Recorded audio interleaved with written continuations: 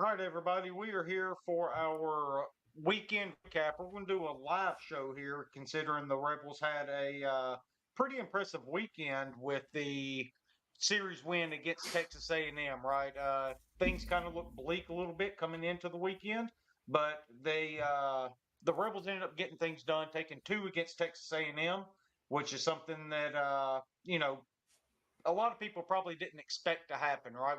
Even me and Hitch predicted we'd get one this weekend. Really changes things now, though. With the Rebels getting two this weekend, that ends up getting them to what is that? 11 SEC wins. We're 11 and The 16 now Rebels? going into the final weekend. Yeah, yeah, the Rebels. No, right? No, 12 and 15. Oh no, you're my bad, my bad. I got 11 ahead and of us. 16. I got ahead Yeah, of us. yeah, That's on me. yeah. That's right. I'm trying to do. Yeah. I'm trying to do 14 things at once. Sorry. Yeah, yeah, you're fine, man. I'm doing the same thing over here myself. Yeah, that ends up getting us to 11 and 16, 3 games to go as we head into the series finale in Baton Rouge. Now we have a big midweek series as well, traveling to Hattiesburg to play the Southern Southern Miss Miss Golden Golden Eagles. Eagles. Hmm. Yeah, yeah. So we got that coming up midweek. Another good RPI opportunity with Ole Miss's postseason hopes on the line here, right? But again, really good weekend here, Hitch. One thing I thought was really impressive that I wanted to bring up before we start diving into the entire series is after that 15 inning marathon we had on Wednesday, we got a really great uh, job out of our pitching staff, especially the starters this weekend. Uh, Riley Maddox, Liam Doyle, and Mason Nichols combined to go 17 innings, 3 earned runs, 5 walks, and 19 strikeouts against this vaulted Texas A&M offense that has been crushing everybody all year long. I thought those three guys did a really good job to really save the pitching staff and quite frankly, really reset it coming into this Sunday game. Yeah, I mean you're 100% right. I was thrilled when Riley Maddox came out Friday night and looked the way he did, and then just I had a feeling that Liam Doyle was going to do the same thing on Saturday, and had all the confidence in the world that Mason Nichols would follow it up. It felt like Mason Nichols probably labored a little more than the starter for Texas A&M today, but he was Mm-hmm. equally as effective, right? Like, I mean, he gave up what the one he made basically. Oh, I'm not gonna say he made one mistake, but one of the few mistakes he made today was the change up right in the middle of the plate to the left-handed kid who just Yeah. went deep on him. And I mean, really, outside of that, I think that kid had 2 hits on Mason, and that were the only 2 hits that he had. So, um, really great job by not just the starters, but I mean, you've got talking about that 15 inning game, right? When you have Riley Maddox go as deep as he did, then you can hand it off to Wes Mendez, who goes 2 innings, and then Connor Spencer comes in for the end of it. Then the next day, you just use two Mm-hmm. pitchers, right? You use Liam Doyle and then Mallets. Um, Yeah. and so I Mm-hmm. thought that we had a real advantage going in today with how the bullpen was shaping up. Yeah, yeah, and Wes Mendez was the next guy I really wanted to bring up because he was absolutely incredible this weekend. Like you said, he pitched Friday and Sunday for us. He combines to go 4 innings, 1 earned run, 3 walks in the 4 innings. You want that to be down a little bit lower, but he struck out 8 guys over those 4 innings. I thought the freshman looked incredible, and this might be one of those situations where you're finding a potentially dominant arm towards the end of the year when you need it the most when you're trying to claw your way back into the postseason. Talk about West for a second. I thought he looked incredible. The fastball looks so easy for Mhm. him, and then he comes back with that big breaking ball. There was one hitter, I think it was the 8th inning on Sunday night here tonight, where he came with the breaking ball on a 2-2 count, and Ben McDonald immediately said, he said, "Look, that's a good breaking ball. When you miss that small, you usually come right back with it." And sure enough, he did. Came right back with that curveball right there and got the strikeout. I thought West was really good this weekend. Yeah, I mean, he was. I actually will go on record saying I criticized the move earlier. As You much as did, I can, yeah, as much as I can criticize from my armchair here. yeah, I don't necessarily like using the same guy twice if you have plenty of arms in the bullpen, because the other lineup has seen him. You know, especially a guy like Wes uh-huh, Mendez who was so effective on Friday night. You got to think those guys in the Texas A&M lineup went back and watched video or looked at pitch charts and stuff to say we might see this kid again, so let's be ready. Um, uh-huh, so I was like, I don't like the move, but credit to Wes Mendez. He comes in, he only gives up a run, I believe today, but if my memory uh-huh. serves me, he probably should have been out of the inning before giving up that run. Shoulda. And so yeah, I mean, the good thing about him is that fastball is he has pretty good mechanics. It's a smooth throwing motion. It looks really easy. But what I really liked seeing about Wes Mendez this weekend was it looks like he has a ton of confidence Uh-huh. after the past maybe 3 or 4 outings that he's had. He's like I saw him, smiling, catching the ball with enthusiasm, right, hopping up back up on the mound, and getting ready to make the next pitch, and so that's really what you want to see with a freshman going down the home stretch here is that confidence. Not only is he pitching well, but he's got the confidence that he can throw the ball where he wants to throw it. And like you said, when he does miss, or when he did miss with that breaking ball here the past few outings, it's been very small misses, and something he can come right back with and get a guy looking or swinging over the top of it. Yeah, yeah. So that I just thought that his effort this weekend was really big for this bullpen, especially after going through 15 pitchers or 10 pitchers in the 15 inning game there on Wednesday night. Me and you kind of talked about it privately throughout the weekend. The fact that we were able to use 5 pitchers throughout the first 2 games. I want to talk about Connor Spencer for a second before we start diving into what all the starters did. He is a completely different guy when you get into a tie or a safe situation, a close ball game, something that's not out of hand like he was in uh, last weekend, where he got lit up a little bit. But he comes in after throwing on Wednesday night with a lead against Texas A&M, a one-run lead there after Ole Miss scored 2 in the 8th. And dude, he was absolutely nails for us. He gave up 1 hit, but he came in throwing absolute bullets there with the fastball, 96, 97 miles an hour. Really attacked those guys and got us the hell out of there with a game 1 win. That really set the tone for the weekend, I felt. Yeah, I mean, Connor Spencer was almost on another level Friday night. Um, Mm-hmm. even what was it last Friday night? He came in and you and I both were Yeah, 6 run last lead, Friday. whatever, and he just looked Mhm. he just didn't look right. But he came back on what was Sunday and he looked a little better. Man, he came out Friday night and he meant business. He had a look Yeah. on his face. He had a look on his face like, here comes 96. Good luck. Mhm. And he was hitting his spots. He was throwing it, right across the chest where it's hard to get on top of that ball and drive it. And yeah, you're right. Connor Spencer looked like the best closer in the SEC on Friday night. Yeah, yeah, yeah, yeah. He was absolutely nails. That was really good to see. Now, I think this is the point where we need to get to the story of the Friday night game, right? Riley Maddox, we've talked for weeks now about how if he just gets defense behind him and he is on, he can be an absolutely dominant starter in this league. And can win games for you on Friday night. And it got off to a little bit of a shaky start there on Friday, right? The very first batter of the game, Udermark boots that ball. He's going to his left, gets the high hop, not able to make the play, bounces off his glove, ends up giving up an unearned run right there. But then he bounces right back. And you look at the final line here: 6 innings, 6 hits, 3 runs, only 2 of them earned, 7 strikeouts for Riley. He debuted the new sweeper on Friday night, the new breaking ball that he's going to end up using.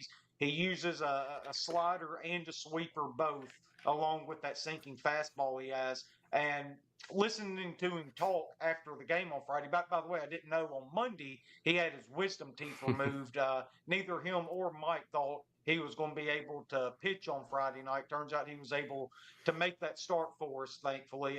But debuted that new pitch, and he said he only threw one ball the entire game with it. If he can start adding stuff to his repertoire with that good sinker he has when it's on, he can be a really dangerous starter. Yeah.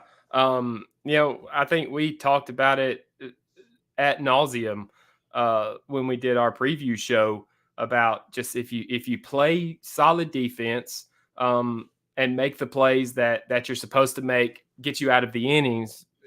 Mm-hmm. Our three starters could get anybody out. And that was Mm-hmm. kind of the catalyst for us this weekend, was that if we played good defense and got timely hits, that we could take the series. And I think that's exactly what happened in the first two games. Like you said, got off to a rocky start with, the error by Udemark and it was almost like hang your head. Like, okay, here we go. We're already giving a top 5 team in the country extra Mm-hmm. outs. Um, but we really cleaned it up, and not only did we make all of the plays and not make errors, but we made some, like Luke Hill made some plays at shortstop Yeah. that weren't spectacular, but they weren't routine either. And I Mm-hmm. thought that it was I thought that we played really, really good defense game one, game two. I think that you saw exactly what we were talking about last week. The results of game one and game two were Ole Miss winners when they play solid defense behind good pitchers. Game three, you had a good pitcher on the mound who pitched really well, and you didn't play. I wouldn't call it solid defense. Like some of the things that we did weeks ago that were making us aggravated started rearing their ugly head, right? Like the Mm-hmm. ball that tipped off Furness's glove. There were Yeah. actually two Yeah. pickoffs, right, that got away from first base. Mm-hmm. There was a pickoff to second that That tipped got off Luke away as Hill's well. glove. Yeah. It didn't matter, but it looked lackadaisical, right? It looked nonchalant. Mm-hmm. And that's okay if you're making the plays and if you don't have a history of making errors on things like that. But Mm-hmm. I think you saw that a little bit more on Sunday, where maybe we got a little more comfortable because we took the first two games. And that's not where you want to be at this point in the season with this team, right? Having to basically, win out. Coming into this weekend, you basically had to, win all of your remaining games to get into the postseason. But yeah, what are your thoughts on that? That's what I took away from the weekend. Not what my complete takeaway from the weekend, but what I took away from the kind of the game today is that first two games we played above average defense, and today we played below average defense, and you saw the results: 2 wins and a loss. Yeah, no, you're absolutely right. There were mistakes that shouldn't have been made going into this game. Now, again, today was a free shot, but I did expect a little bit more of a sense of urgency, right? Of being able to put your foot on the throat of the NCAA tournament talk, right? But because now Yeah. you're looking at going to Baton Rouge, having to win 2 games. If you were to take this game here today, you could go in there to get 1 out of 3, to have a really good shot, 2 out of 3 to absolutely clinch it. But overall, though, it was a good weekend, so I'm not going to harp too much on losing 1 game to the number 3 team in the entire country. I thought we played really good baseball for the most part all weekend. There were some frustrating parts in the Friday night game in particular, right, that we've already talked about. And a really clean Saturday game. I thought we played a really good, sound, complete game on Saturday. And then the ugly stuff that has bit us throughout the year kind of reared its head on Sunday again. The frustrating part about Sunday, kind of like we talked about already, is how we were so well set up from a pitching staff standpoint, only using 5 total pitchers in those first 2 games. A&M had used 10. We had the advantage there. They had a guy making his second start of the entire year, and we just weren't able to put together enough quality at bats to run Yeah. him out of the game. But that guy looked Now look, absolutely electric. He was a sophomore, left-handed side. That guy's going to be a dude in this league if they keep running him out there. I was really impressed with him. yeah. Now I did spend a lot of time talking about how our bad defense, may put us in the position on Sunday, but I mean, this kid on Sunday was Lights out. maybe the best start I've seen against us this year, except for like maybe AJ Causey or Hagen Smith. Uh-huh. Not even Hagen Smith, really. Sadeo. I mean, Uh-uh. he Halsey he would be one of them, yeah, but yeah, right. But I mean, 87 pitches, right? I mean, through two yeah. innings, he had thrown 16 pitches. I'll tell you, I don't know if it was just me or if anybody else picked up on this, but it looked to me like he was pitching so smart because he had what looked to be two different breaking balls. Mm-hmm. One that broke a lot, like had a lot of run on it, and then one that didn't. So on his 0-2 pitches to right-handed batters, which is most of our lineup, what I noticed him doing was on 0-2, he would throw what looked like a backdoor slider that he was trying to catch the corner, right? And it would miss. It's almost like he's Mm-hmm. missing on purpose. And then the next pitch, maybe elevate a fastball. And then the next pitch, he would throw a slider on to the back foot that had a lot of break to it. And those guys are Mm-hmm. thinking it's that backdoor slider. He's trying to get it to me. He's gotten it too far in. Let me take a hack. And there were a lot of swings and misses. But I thought that was really impressive of the way he was almost. It felt like he was deking our hitters with that slider, that backdoor slider that didn't really break a whole lot, and then he would come in with that hammer and really Yeah. knock them out. But we swung at more first pitch. Like we were up there hacking away, which I like to see. But with a guy like this, it probably pays to be a little bit more. Did Jackson Ross have a walk today? I meant to look. That's a good question. Let's see here. I've got it pulled up. If it'll load. I don't He remember him didn't. having a He walk. did. Nope. He didn't? He didn't. That yeah. Okay. He didn't. If Jackson Ross don't walk, we don't win. Yeah, Right. That means well, look, that it's means not. we're being too aggressive at the plate. If he's not walking, we're being too aggressive at the plate, man. Yeah, there was actually one spot there. I think it was about the sixth, seventh inning, something like that. We had a guy on second. That's when Luke Hill ended up hitting. He got a double, didn't he? I know Mhm. he got on base. Maybe it was just a single. But anyway, he had come up there. It was sixth, seventh inning, something like that. And I thought, okay, this would be a good time. It was 2 outs for Jackson Ross to get a walk, try to get something going here. And he got to like 3-1 and then ended up popping out by the time he got Yeah. to 3-2. But yeah, he. But look, Jackson was incredible this weekend, though, right? He had Yeah. the double in the eighth inning to tie the game up for Ole Miss there at 3-3 before Ethan Groff flied out with the sac fly to give Yeah. us the Well, lead. let's just go back. But he Let's goes, just go back and talk about Friday night. Let's just because I mean, what a yeah, great. I mean, it was a so much fun to watch. I was it was a lot of glued to fun. the screen watching this game, and Yeah. man, it was so good from the very first inning of Hmm. Utermark making that error and Riley Maddox being able to pitch around it. It just Hmm. it was a lot of fun. But the big thing with that is, so Udemark makes that error, but the reason you keep seeing Judd Udermark in the game is how hard the ball comes off of his bat when he does make contact, right? It's just different every time he's able to make contact. Obviously, the swing and miss is the problem in his game, but he's a really good defender. When he does make contact, it goes a long way. And that one that he hit on Friday night was an absolute bomb to get the Rebels Yeah. off to a really good start and kind of jumpstart the offense there. So that was really good to see. And look, Hitch, there is a hero that is materializing in front of our eyes for the Ole Miss baseball team, and it's the captain, Reagan Burford. He comes in on Wednesday night, gets the double, ends up scoring the run to tie the game to send to extras, and then he comes in, starts Friday night, starts Saturday, starts Sunday, starts all three games for us. But he has another good game on Friday, going 1 for 3 with another double there.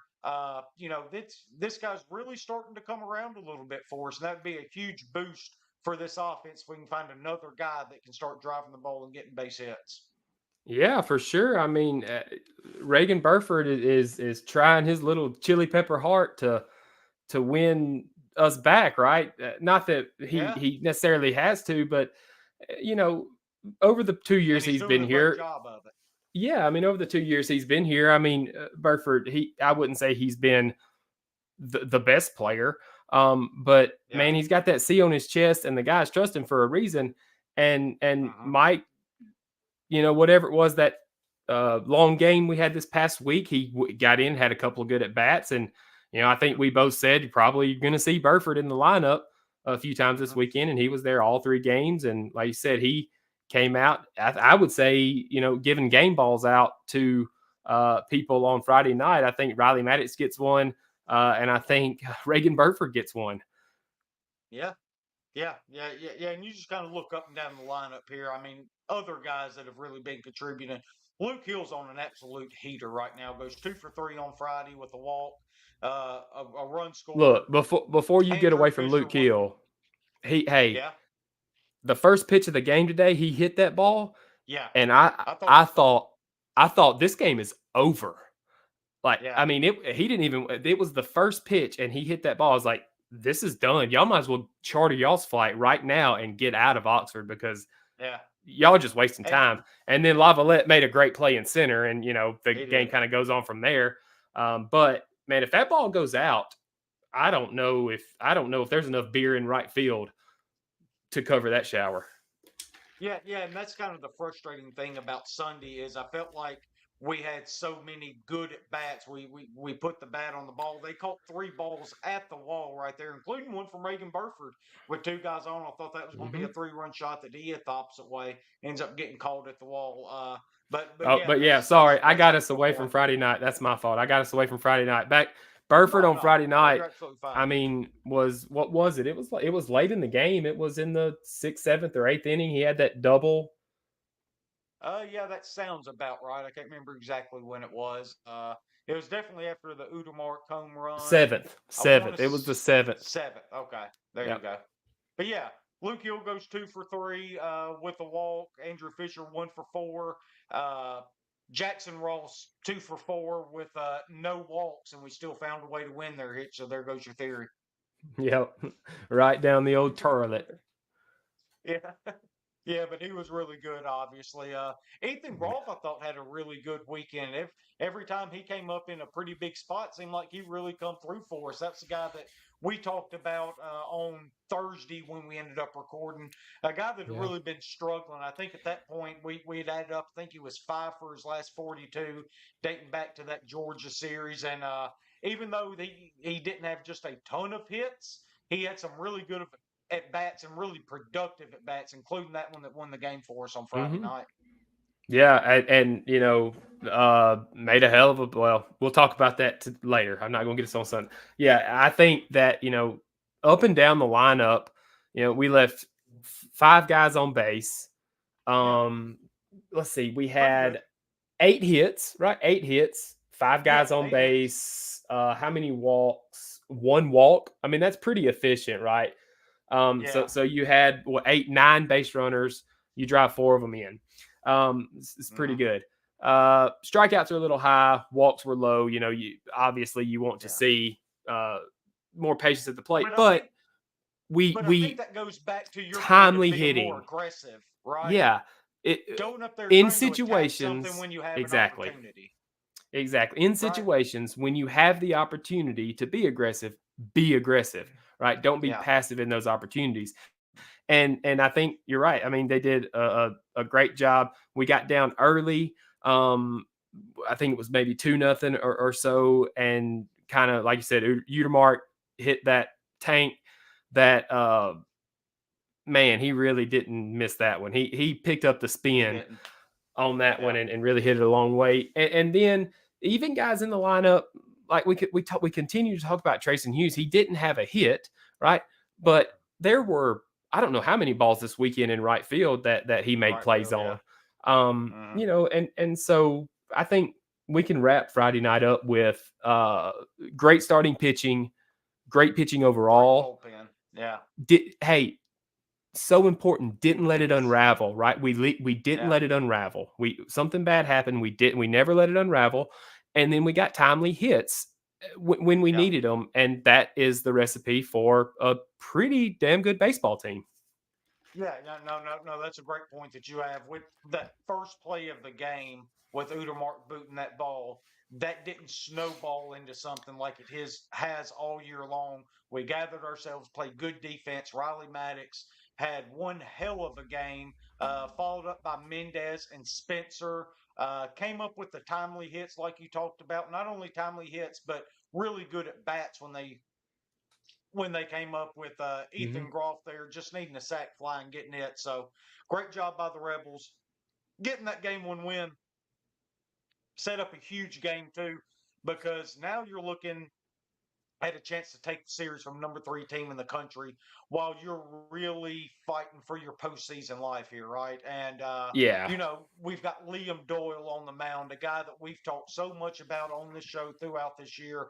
Um, Liam looked more like the Liam Doyle from the first part of the conference schedule, right? And he was able to do a to pitch a scoreless first and second inning and let the Rebel bats take over with two outs. I thought that was the turning point of the entire series right there. As good as Liam looked, we get two outs in the second inning, and you get a Smithwick hit by pitch, a Reagan Burford home run, and then Trayson Hughes and Eli Birch both get on, and Luke Hill singles to center field to drive in another run, and then Fisher comes in and doubles home Luke Hill, Eli Birch, and you look up and the Rebels are up 5-0 after two, hmm, and really gives this team a little bit of momentum and confidence here in game two early on. yeah. I'll admit that after the win Friday night, like the complete game, it felt like we played. Like I was so excited about Saturday that it felt wrong. Like it felt like I'm going to be let down. And Mm-hmm. then, Liam Doyle comes out, has a clean first couple of innings, and we get some runs. And that's when Liam Doyle is going to be at his absolute best when he can just fill up the strike zone, right? You've given him a lead. Your offense or his offense has given him some runs to work with, you know. And that is that pitching is, I don't know if this is a word. He's pitching stressless. Like there's no stress on him. Uh, Thinking I have to make a perfect pitch every time in the right location, or else my team's going to be down 3-0. Right? We're up 5-0. He can go out there and just take his good stuff and absolutely fill up the strike zone, and that's what he did. He used his fastball, and he used that slider cutter in on the hands and away from the left-handed guys, and just got people out all day. It was another very fun game to watch for different reasons, but another very fun game to watch. Yeah, and the big thing from the Saturday game for me, I'm sitting there looking at it after the first four hitters, so 5 through 9 for the Rebel lineup. I believe we were 9 for 16 uh, with 5 through 9 there. To get that kind of production from the bottom part of or the last half of your lineup is really huge. Obviously led by Reagan Burford, 3 for 4 with a run, hit and Yeah. three RBIs. Or one for The four with three RBIs, Right. I guess I should say. But a big Smithwick, fly. though, yeah. Couple hit by pitches by Smithwick there in the DH spot. Still went 1 for 3 with an RBI. Trayson Hughes ended up getting a hit and walked. Eli Birch, this is the Yeah. big part for me. If he's able to play the kind of defense that he has been able to play behind the plate and go 2 for 2 with two walks, he was on base 4 times with 2 runs scored. Um, that is a Yeah. huge lift out of the 9 hole right there. Now I want to talk about one of Eli Birch's at bats. I don't remember which one it was. It was later in the game. Um, but it may have been what the one you just talking about, right in front of Luke Hill, maybe. Mm-hmm. But that the kid from Texas A&M threw a pitch and on his hands, and the the way he swung, I believe that's called a sword. I'm Mm-hmm. not sure, but the swing was so awkward and so it just looked silly, and I thought, ooh. And Blake was standing there next to me, and I told her I was just like, on a swing like that, you better expect the same pitch in the same location. Yeah, that's it. Like I was like, I hope he's ready for it. And sure enough, he threw it, but he missed his location. Right, like it was one of those pitches that Eli It Birch was was a little on. more on the outer part of the plate. Well, he caught a little bit more of the middle of the plate, and so Yeah. and Eli Birch was being a great hitter there, something that I keep saying I like to see, like I'm some important person, but like as a fan, what I like to see is that he's using his head up there. He's not just up there guessing. He's thinking the same way that I'm thinking. As far as that guy just threw a pitch on me, made me look stupid. If I were him, I'd throw that pitch again. So I'm going to be ready for it. And if he misses, I'm going to barrel it up, and he did, and that Hmm. that wasn't the catalyst to that big inning, but that helped that big 2-route inning continue. Was that at bat? Yeah. Yeah. Yeah. Absolutely. I mean, we got a lot of them there in this game. The Rebels came so close to run ruling the Aggies. They ended up getting thrown out at the plate there in the eighth inning. But you look at Got it, to you try had it. doubles. Yeah. Oh no, no, you absolutely have to Yeah, try it in any got it game. takes a But perfect throw, and it was a yeah. perfect throw. So yeah, Absolutely, but you get doubles from Andrew Fisher, Ethan Groff, Campbell Smithwick, of course, the bomb by Reagan Burford, sack fly by Reagan Burford as well. On top of that, really, really good game there by the senior captain on senior day. Really good to see from him there. One of the really interesting things about the Saturday game to me was how it kind of turned around to opposite Ole Miss a little bit. A&M was hitting everybody there at the plate. Luke Hill, Andrew Fisher, and Ethan Groff each got hit. Campbell Smith gets hit twice. Again, the big part is when you have these opportunities, take advantage of them. The Rebels did a really good job of finally taking advantage of stuff like that and putting their foots on the throat of this series against Texas A&M Aggies and getting another huge win on Saturday.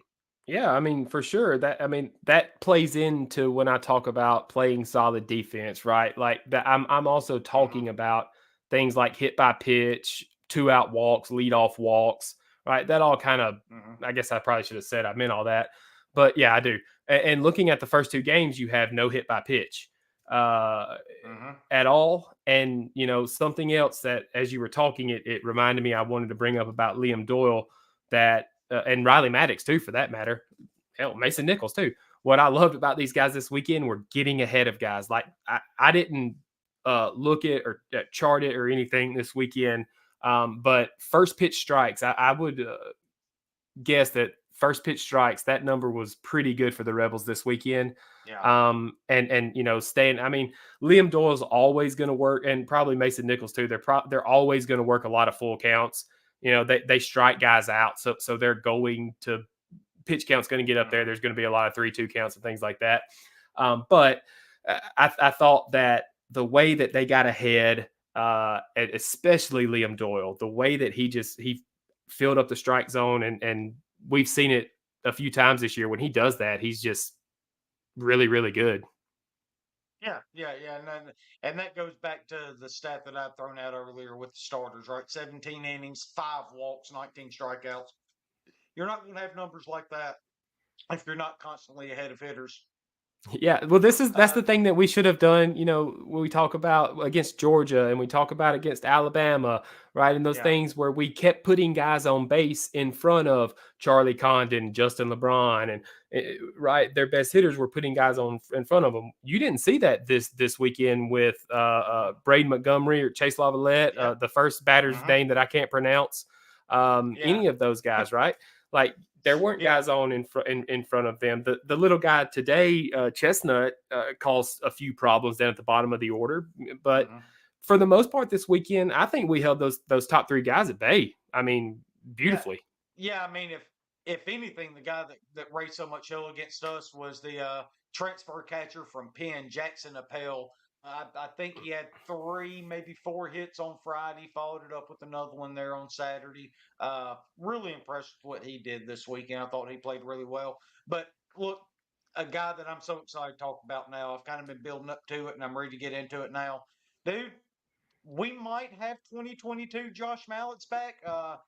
Me and you talked about it, just kind of texting back and forth, and then you tweeted it out. ever since that weird pickoff play to second base, he's been a completely different pitcher. It's like that has pissed him off, lit a fire under him, and he's back now, dude. The slider is sharp. It doesn't have that big loop and bend to it. Uh, and he's working the fastball. That's Oh something me and my you've talked about gosh, for what? 4 or 5 weeks now, right? And it's something he really seems to be leaning on now, paying huge dividends for him. He was incredible for us on Saturday. Ends up going 3 innings, 1 hit, 1 run that was unearned, only 2 walks, 4 strikeouts. I thought Josh Mounts was incredible. Right, yeah. Again, he's another guy that's going to run some counts full and is going to walk some guys because he's, trying to strike them out. But yeah, I don't remember when it was. There was a maybe he pitched midweek or something, and I was whatever. thinking it was either against Auburn or Yeah, Georgia, one of the two.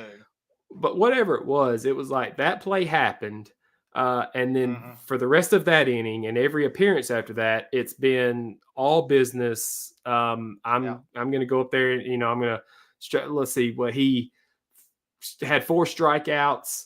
yeah, No runs or no earned runs, but what I like you said it with the fastball, man. I even tweeted that out as I yeah. just very simply, It's I the love difference. to see Josh Mallett's use his fastball effectively because it is a good one. It's Uh-huh. 92 with some arm side run on it, and if he can work that in to righties and slide her away, you know, Exactly. it's Yeah, very effective. And it's like you tough. said, that's the slider had some bite to it. And again, just like I was talking about with the kid that pitched today, as him having a couple of different sliders, I think a lot of pitchers do that and Mallets does it too. He's got one, a big loopy one that he throws it in a 2-0 count, right, to sneak a strike in or Mm-hmm. something like that. And then he's got Yeah. that one that bites real hard and that he's trying to get you out with. And I think he had both of those working along with his fastball, and it was a joy to watch him pitch and just It mow was. guys down, just mow them down. Yeah.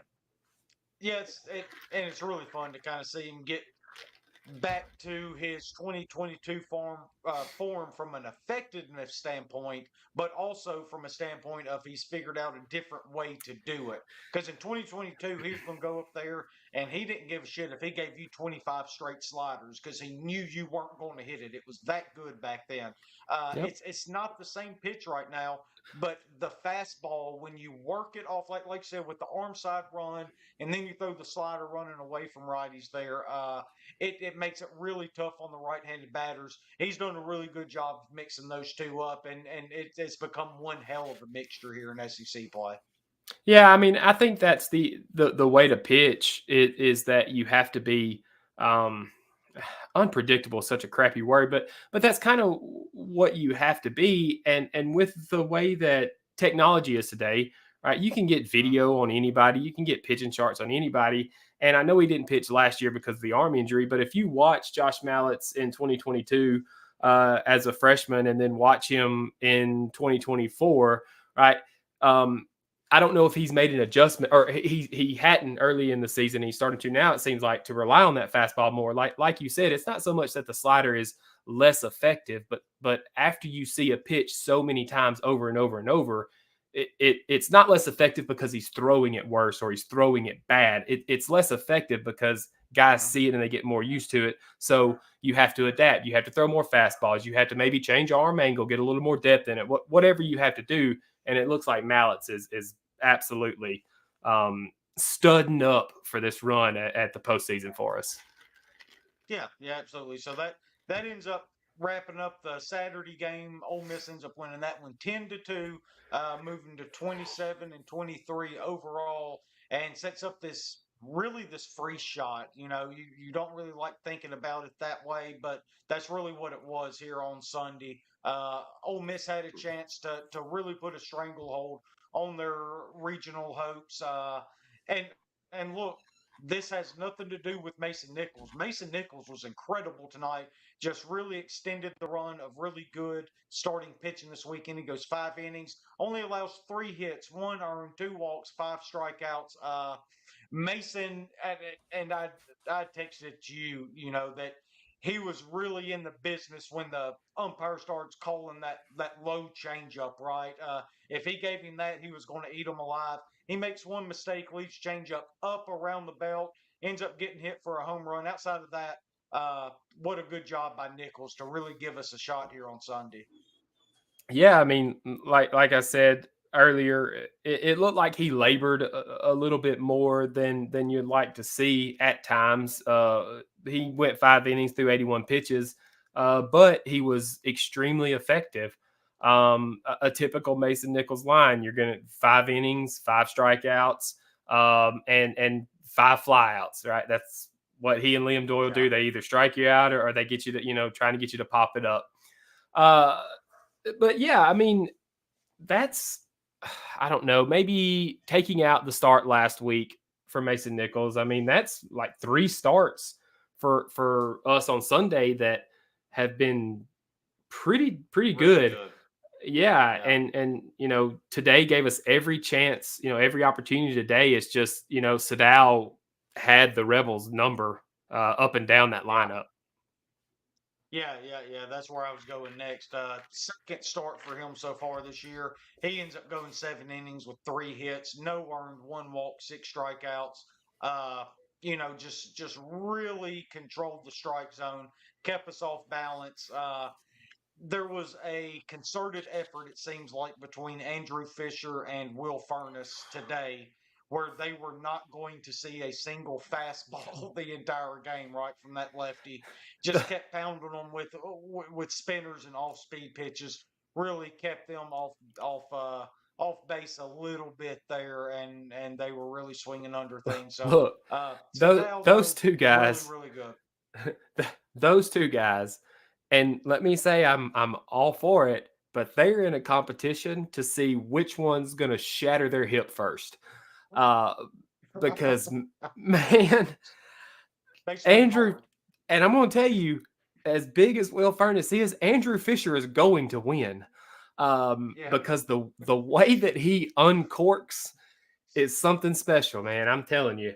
It Uh, is. It I love is. watching it. I love it, man. You throw him a 2-0 pitch up in the zone, and he is going to absolutely uncoil on it Yeah. and hit it a Yeah. long way. And I mean, Furnace is the same way. Furnace's swing is a little bit longer and a little bit slower, but Hmm. because he's so much bigger. But man, hey, he's up there taking 2-0, 2-1 hacks as well. And even in his last at bat, he tried to go the other way with it. He hit it, he barreled it up. It just happened to be playing that shift and hit it right at the guy. But I love watching those two guys take swings. It's Yeah. yeah, kids take Yeah. lessons on with those two Yeah. guys. Yeah, it's absolutely right.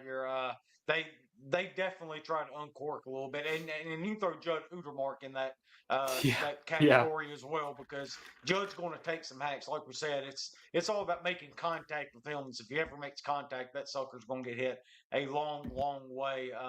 But yeah, Sadeo had one heck of a game, and then they used 2 bullpen arms, 1 inning each. Both of them throw perfect innings. Not much to say there from their side. Just really good bounce back job though from Texas A&M. Though give credit where credit is due. They're the number 2, number 3 team in the country, kind of depending where you're going to end up looking.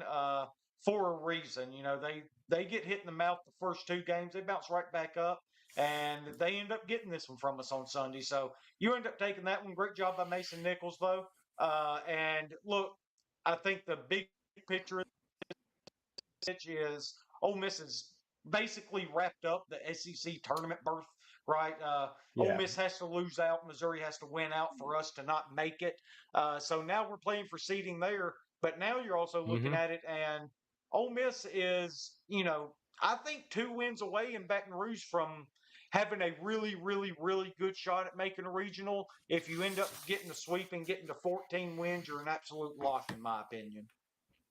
Yeah, I think so too. I look at those numbers that they threw up, I don't know, 27,000 times this Yeah. weekend about uh, 13 win teams have X percentage, 14 win teams X percentage, and how the percentage jumps. And um, I- I'm not gonna say I've never paid attention to that before, but this year it is a special year when it comes to that because I feel like with the resume that 13 wins, you have what, a top 25 RPI, the number 2 Yep. strength of schedule, 2, 3 strength schedule, X something like amount of that. Yeah. quad 1 wins, right? I think that the tournament committee or whoever's making these decisions looks at that, and we're probably in with 13. Saying that, let's go sweep the Tigers in Baton Rouge and Be done with it. head into the SEC tournament with some momentum, right? Yeah. And I right, I'm man, I'm this close to being all the way back in. I swear to God, I am, Yeah. and I'm having to like rein the horses. I'm having to like give all my strength to be like, hold on, just it was just 2 games this weekend. This close. Yeah, but okay, but my counter argument, it's not just 2 games this weekend. It was 2 games last weekend. You win a series on the road against Auburn, the worst team in the SEC. That Sunday game gets away from us, and that's what leaves the sour taste in your mouth, right? That Sunday game. But you still took 2 out of 3. You come home and look, you take care of business against one of the best teams in the entire country and win 2 out of 3. You got to feel good about that. Mm-hmm. I am all the way back in. There's no close or anything. I'm there. Okay, right there, just right there against each other. I'm in. I think the Rebels have a legitimate shot to make a regional. Go take Oh 2 in yeah. Baton Rouge, and I think we're there. Brad Logan tweeted out this morning before the Ole Miss game that they were number 22 in the RPI according to Nolan Warren, and 2 strength of schedule, and 4th in the country in quadrant 1 wins. That's something that the NCAA tournament has just started this year, is breaking down wins in quad 1s, 2s, 3s, and 4s. It's something we haven't seen before. So we have nothing to go on. So it'll be interesting to see how they end up incorporating that into the mixture. I would imagine that it would be a pretty big part of the selection process, it being the first year, though. I think it's a really good addition. Um, It is. because yeah, I mean, because you can see your strength of schedule may be really, really high. But this takes it a step further to see well, how well do you play against what's quadrant 1? Top X amount top X RPI. It's It like kind of top staggered 25 like at that. home and then top 50 or Yeah, 70 on the something. road, Yeah. something So like I that, mean, whatever it is. I think it's great for the game because when you start breaking down numbers and looking into it like that, right? You may find some teams that have played really well against these quad ones that may not have stacked the number of wins that these other teams in big conferences have, and so you may take a look and let one of those teams get in because they have, I don't know, they're 5th in the country in quad 1 wins, and that's weighted pretty heavily uh, because it's a new Yeah. addition, whatever the reason. Hmm. Yeah, but look, overall, good weekend for the Rebels. We actually come out of the weekend ahead of LSU in the Yep. West standings. They're sitting at number 12, and Ole Miss is tied with Florida right now in the overall SEC standings. Only 1 game behind Vanderbilt, 2 games behind South Carolina. So we really have a chance to improve our seeding in the SEC tournament moving forward. So One going to be a behind lot of fun, though. Alabama, one behind Yeah, Alabama, but it doesn't matter. I mean, they own the tiebreaker against us there. tiebreaker. Yeah, Yeah. yeah. So we'll have to win multiple games for that to even come into play there with Alabama. But again, Ole Miss did what they were supposed to do this weekend, though. Going to be a really fun week to see if they can get back into that regional discussion. Or well, they're in the discussion. See if they can lock up a regional bid. Really put ourselves in a good situation. I think that's really Yeah. fun to see, and really excited to see what this team can do next week. I think Friday night will say a lot, right? Like I think It will. if we come out Friday night and we look like we did this weekend, Friday and Saturday, right? And even if we don't win the game Friday night, right? Like we Mm-hmm. come out and it's a 4-3 ball game in the ninth, and we have a shot to win it. Like that. That's even though we don't win that game, right? What I don't want to see is us go down to Baton Rouge and kind of play like we did today a little bit, lackadaisical, nonchalant, uh, making mental errors, but also making lazy errors. That's what I'm trying to the word I'm trying to think of. Lazy plays that balls get away from you and stuff, and run score and it. When you think about it today, it doesn't really feel like there was a lot of errors and there wasn't a lot of those plays, but. I mean, when you start picking at it, you find, okay, well, we get out of the inning there and they don't score those extra 3 runs if that simple play is made. And so that's I want to see us go down to Baton Rouge, and I think Friday night says a lot about where we are as a team and the mindset, and I think we're pretty locked in. I heard Mike say in the interview that these guys think they can win, so I'm trusting that. Yeah. Well, yeah. Look, we've won 5 out of 6 down in Baton Rouge. I know I've said that a couple times on the show, but also not only at the little mental errors that cost us runs and stuff like that throughout the game, but you turn to the offensive side of the ball. If just a couple balls travel a few more feet, it's a completely different game as well, right? We're down 4-3 if that Reagan Burford ball gets over the wall, and at that point it could be an entirely different game. So it's going to be fun to see how this team ends up coming down the stretch. Huge kudos to them. They're not giving up. They're playing their asses off. They're trying to make it to postseason play. And Hitch, if you made me bet right now today, I think Ole Miss makes a regional. I love the way this team's playing. I love the energy they have, the momentum they have going. I really like our chances of winning 2 in Baton Rouge, getting into a regional. But lucky for y'all, we will have a show for y'all later this week breaking all of that down before we end up getting into that after the Southern Miss game on Tuesday night. This was kind of our first run at a live show. Appreciate everybody tuning in, watching it. Hey, I take that bet too, by the way. Yeah, I take that bet too. If I'm betting that Ole Miss makes the postseason or makes the regional today, right? Like if I'm having to place a bet today, we have 11 wins. I'm placing the bet that we make a regional, right? Like we're a 2 or 3 seed in somebody's regional who is madder than hell that we're there. Yeah. No, 100%. It's almost kind of like Miami all over again. I know. I keep pushing this thought out of my mind. Yeah, no. Look, I'm not comparing this team to 2022, but it's kind of the same part where Miami's the national seed, and you see the 3 seed Ole Miss that's the hottest team in the entire damn country coming into your regional. Because if we end up making a regional, we're going to have that kind of stigma attached to us because of the games we have to win to get there on top of it, right? Well, because we have pitching. It's kind of the same mindset. Right? But we've got 3 guys, right? We've got 3 guys that could go in game 1, I think. I mean, arguably. Okay. I'm going to take this a step further because I was thinking about the pitching similarities from 2022 to this year. We're hailed in a regional. If we get to a regional, we're in a super regional. We're hailed. But yeah. Okay. But think of this. This is a Ole Miss baseball team that was 7-14, just like 2022.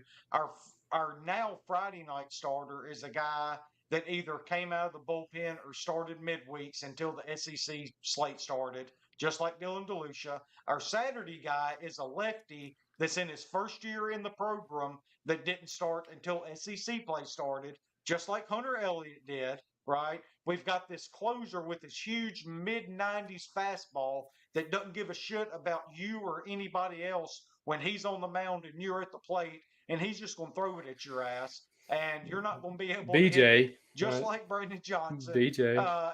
And then we got, Mason Nichols, Josh Mallett still on this team.